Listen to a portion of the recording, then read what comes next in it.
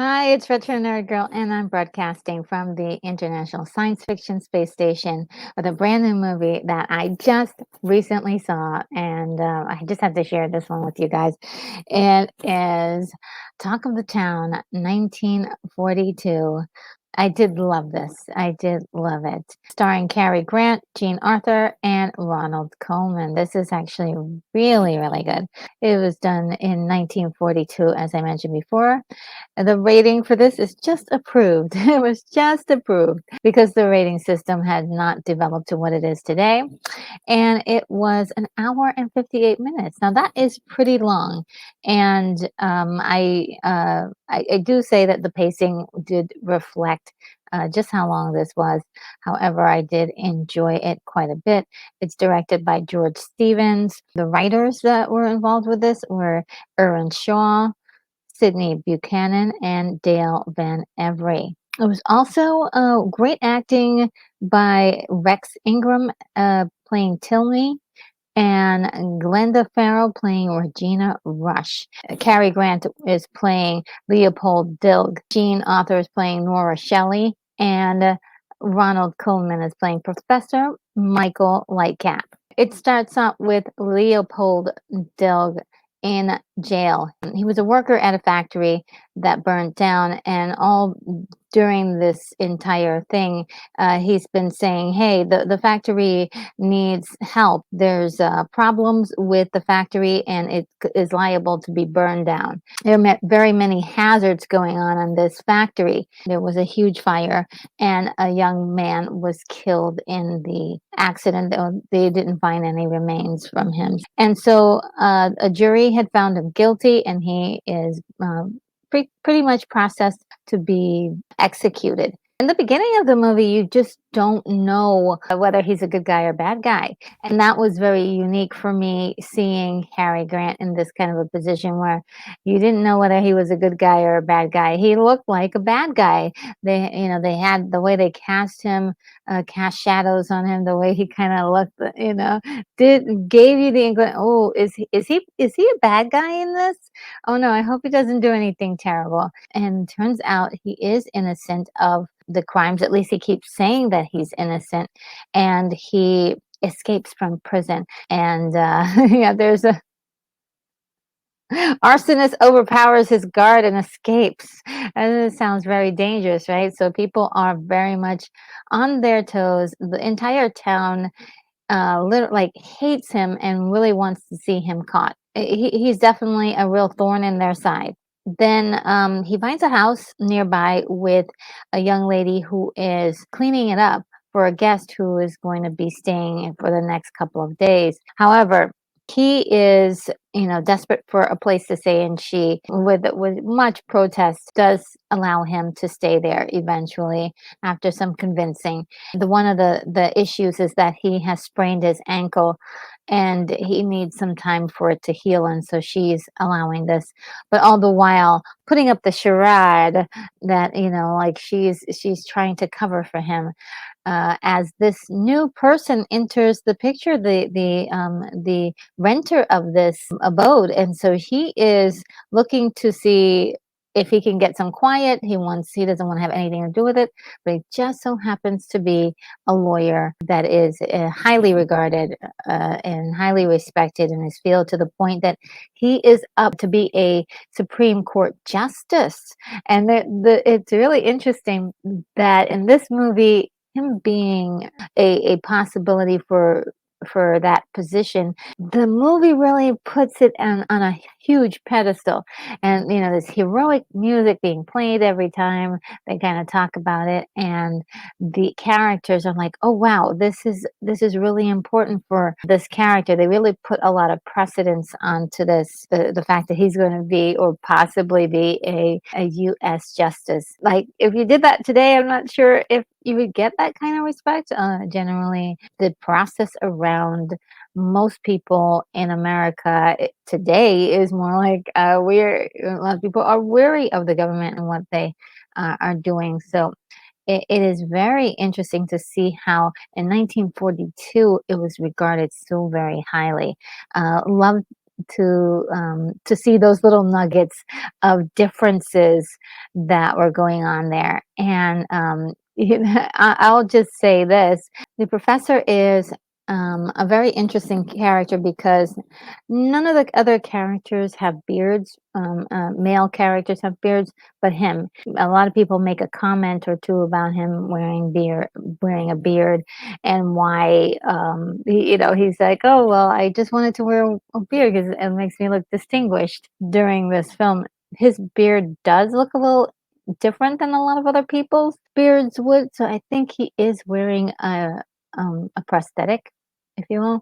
I could be wrong about that, but it does have a strange different look to it. It doesn't quite look like a regular beard. Nora Shelley is a really spriteful, happy-go-lucky kind of character, a little bit neurotic, quirky, fun, all those things. She's great, and she's highly energetic, and she's doing everything that she can to distract the professor so he doesn't find out that Leopold is in the attic. And then it's there's a lot of shenanigans going around, if you will, of trying to keep his attention, distract him, and all the while there's pandemonium everywhere. People visiting the house, and she's trying to stop them from finding out her secret, and so on and so forth. This gentleman here on your right is Leopold's lawyer, and he's aware of Leopold being in the attic and is also trying his best to talk to the town and trying to get some justice for his client. And there are many scenes where people are just beating the living snot out of him, and it is brutal. I was like, wow, this is rough for this, comedy, but it's kind of played under the rug, and it's only because he's the lawyer of someone they believe is a criminal. There's a lot of banter going on, but eventually Leopold makes himself known to the professor that he's around. He's pretending to be the gardener, and he's having very intellectual conversations with him about the law and the legal system. And they are up on opposing sides, but there is sort of a common respect, and they actually find themselves very fond of each other. And so I thought it was quite nice to see, of course, two people who are opposed to each other and thoughts and values sit down and actually get along, and they kind of make a cute little family. But all the while, there's of course people, are falling in love with each other, trying to decide who's going to end up with who. But one thing for certain is that the professor has taken a liking to Miss Shelley, Nora Shelley, and he invites her to come and be his assistant in Washington. And now it's not like let's get married and go to Washington. So right, that's a big difference. He is like, so he likes her, but it's not enough to be like, be my wife, but can you help me with with the biggest job I'll ever have? And so she's debating whether she should go or not. And that's actually quite interesting, because once Leopold sees that, he feels like he's a third wheel, but no, he's definitely not, and she's in love with him too. So uh, it's really interesting how they, like, again, many shenanigans to avoid the professor from finding out who Leopold really is, and that he's a wanted criminal, and that he needs his help to figure out what's going on. So through it all, even the professor goes on his own little sort of adventure trying to find out what happened, and so he decides to shave his beard and just do something a little bit different. He goes through this sort of transformation, which is really quite sweet. I think he does it for Nora as a gesture, but he also does it because he wants to change. And so also there is a character, I mentioned the actor who plays his butler, who shows up kind of late in the story. The actor's name is Rex Ingram, but the butler is called Tilney, and he really regards Tilney as an intellectual equal, and which is very interesting. I love that little uh, tidbit of information. What I found was really interesting was while he's shaving his beard, Tilney is like crying, like literally crying, because he doesn't want him to shave his beard. And I thought that was so weird. And I guess there's something about it between the two, that we just don't know anything about, but it was very interesting. It was like, why is he crying? And if anybody knows why, let me know in the chat. But it's almost he was shedding a little bit of himself. If there's any other explanation I can come about, was shaving his beard was more of a symbolism of shedding who he used to be.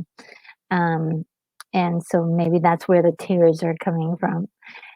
So yeah, they go through this incredible little, again, more shenanigans and journeys and strange things. But they find the guy that were they told that were was supposed to be dead. The guy that died in the fire. They found him. Yeah, but why would he still be alive if it wasn't because they wanted a scapegoat for an insurance fraud? And it's the thing that blows this whole thing out of the water. Again, more shenanigans, more lots of comedic slapstick stuff. There's physical humor. There's some intellectual humor and humor that was typical of the time period.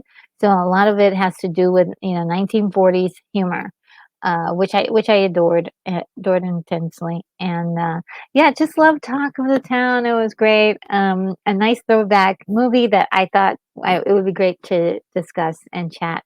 And if you guys have any comments about this particular movie, do let me know. Have you seen it? What are your thoughts on it? Does it sound interesting to you? Would it be something you'd be interested in? And with that, I will I bid you adieu, everyone, and I hope that you have a wonderful day. Take care of yourself. Bye bye.